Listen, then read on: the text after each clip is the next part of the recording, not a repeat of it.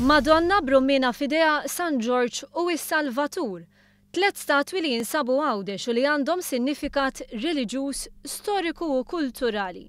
L-20 ta' snin li għaddew minn fuqhom flimkien mal-forzi naturali ħallew l-effetti tagħhom. Il-Ministeru għal għawdex permezz tal-iskema Greener and Cleaner Gozo forna li laqda volontarja Wirt Għawdex bi grupp ta' ħaddiema b'kapaċitajiet u ħiliet differenti biex bekk ippermetta r-restawr ta' statwi uniċeċ. In-niċċa magħrufa bħala tal-Madonna tar-Rummina fix-Xewkija iġġib l-isem propju minħabba l-frotta li l-Madonna żżomm f'idejha.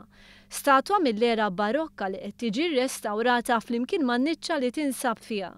Se jsir restawru wkoll tal-istatwa ta' Sant'Ursula, il-patruna ta' Għawdex.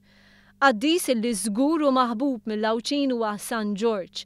L-istatwa tiegħu oriġinarjament kellha tkun f'post jissejjaħ ta' ħaġar fir-Raba ta' Għawdex. Iżda peress li n-niċċa maħsuba li aktarx kienet se tkun żgħira wisq, tqiegħed fuq bejt ta' dar residenzjali privata minflok. U hemm għadu sal-lum. Tkellimna ma' Franco Mazzini, president tal-NGO Wirt Għawdex.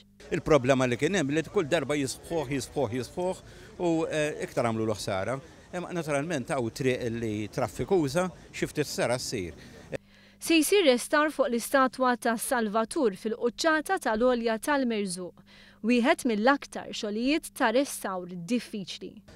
Xogħol importanti ħafna u xogħol diffiċli ħafna x'qiegħda fuq Olja difatti biex niżilna l-iskaffolding kellhom jintużaw il-helikopters biex niżluhom. Qabel sar ix-xogħol ta' restawr saret analiżi xjentifika.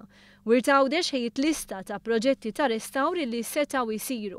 Dawn ix-xogħlijiet ta' restawr huma finanzjati prinċipalment mid-Direttorat ta' Proġetti u Żvilupp fih dan il-Ministeru għal Għawdex minn Wirt Għawdex u minn għadd ta' entitajiet.